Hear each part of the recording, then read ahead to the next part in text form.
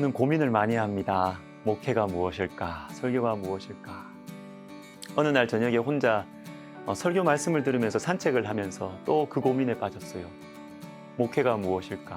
설교가 무엇일까? 많은 답들이 있겠지요. 그런데 그날 제 마음에 다가온 것은 이것입니다. 영원한 것을 알려주고 마음에 새겨주는 것이다. 금방 사라지고 마는 것, 다 손 놓고 떠나야 되는 것에 매여 있는 이들에게 영원한 것을 알려주고 그걸 마음에 새겨주는 것. 이것이 목회고 설교구나.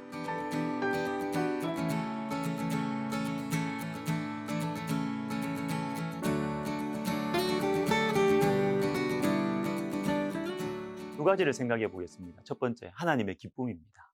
스바냐서 전체를 뒤덮고 있는 분위기는 심판, 진노, 완벽한 심판. 어둡습니다. 그런데 오늘 말씀의 분위기가 이상해요. 14절을 보시면 시온에 따라 노래할지어다. 이스라엘아 기쁘게 부를지어다. 예루살렘에 따라 전심으로 기뻐하며 즐거워할지어다. 기뻐하라고 하십니다. 완전한 심판을 말씀해 주시던 이 스바냐서에서 기뻐하라. 아니, 조금 있으면 포로로 끌려갈 건데요. 그런데 왜 기뻐하라고 하시는 것일까요? 유명한 17절 말씀. 우리 스바냐 3장 17절 말씀을 제가 읽어드리겠습니다. 너의 하나님 여호와가 너의 가운데 계시니 그는 구원을 베푸실 전능자이시라. 그가 너로 말미암아 기쁨을 이기지 못하시며 너를 잠잠히 사랑하시며 너로 말미암아 즐거이 부르며 기뻐하시리라 하리라. 여러분, 이 말씀은 별명이 있어요. 구약 성경의 요한복음 3장 16절. 하나님이 세상을 이처럼 사랑하사 독생자를 주셨으니. 구약 성경의 요한복음 3장 16절. 하나님께서 하나님 백성들을 사랑하신다. 아무리 더러워도, 아무리 범죄했어도 사랑하신다라는 것입니다. 왜냐하면 하나님께서 너의 가운데 계시기 때문입니다. 자, 예수 그리스도께서 이 땅에 오셔서 가지게 된 별명이 있죠. 임마누엘입니다. 하나님께서 우리와 함께 하신다. 그리고 예수님께서 떠나시면서 우리에게 약속하신 성령은 우리 안에 계신, 함께 하시는데 이제 밖이 아니라 우리 속에까지 함께 하시는 하나님. 사랑하는 여러분, 하나님께서 우리 안에 계심으로 인하여서 이 이유 때문에 우리는 하나님의 기쁨이 되고 우리는 기뻐할 수가 있는 것이에요. 마가복음 3장에서 예수님께서는 12제자들을 세우십니다. 3장 14절 읽어드리겠습니다. 이에 12를 세우셨으니 이는 자기와 함께 있게 하시고 또 보내사 전도도 하며 15절 귀신을 내쫓는 권능도 가지게 하려 하심이로라. 자, 12제자를 딱 세우시는 목적이 있었어요. 목적. 그 목적이 뭡니까? 전도하는 것 맞습니다. 귀신을 내쫓는 것 그것도 맞아요. 성경에 나와요. 그런데 이것보다 더 우선되는 제자의 목적이 있었습니다. 자기와 함께 있게 하시고. 여러분, 하나님과 함께 하는 것이 우리 인생의 목적입니다. 하나님께서 함께 할 때 우리는 하나님의 기쁨이 되는 것입니다. 자, 한 가지 더 보겠습니다. 한 가지 더. 역사적 기쁨.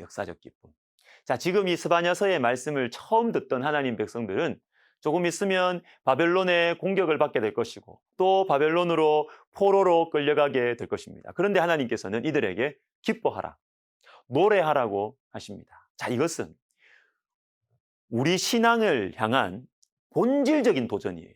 근본적인 도전이에요. 왜냐하면 지금 하나님이 기뻐하라고 하는 이 기쁨은 내가 지금 당장 누릴 수 있는 기쁨이 아니기 때문입니다.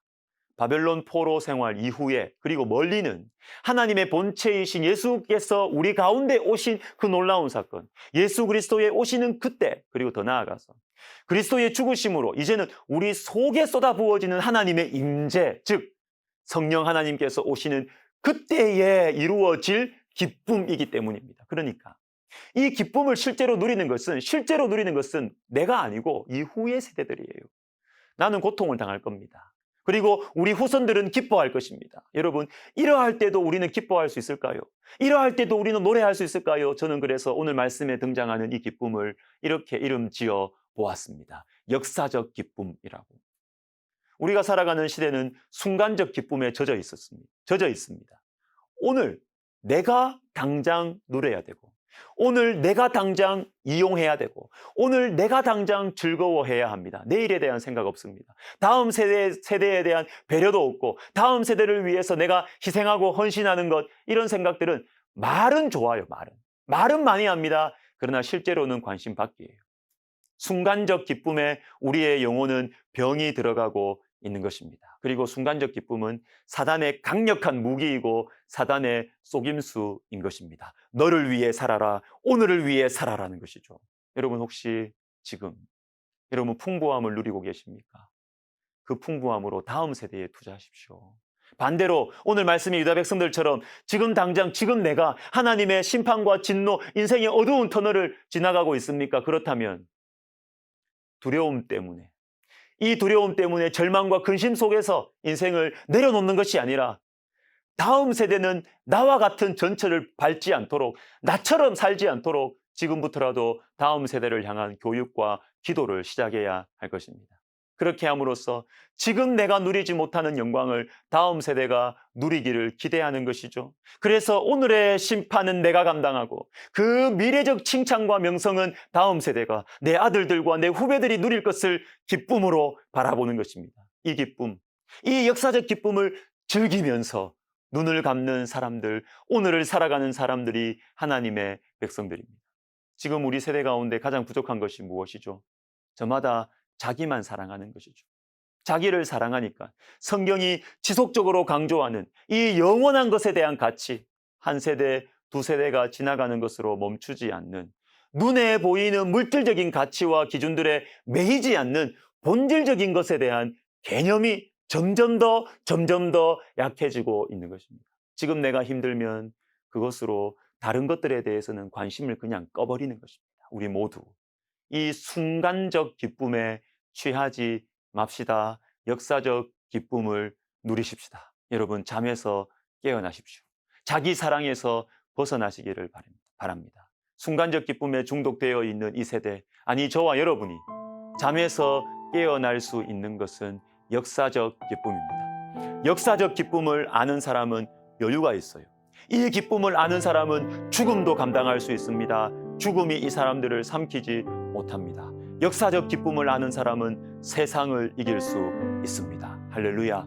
기도하겠습니다.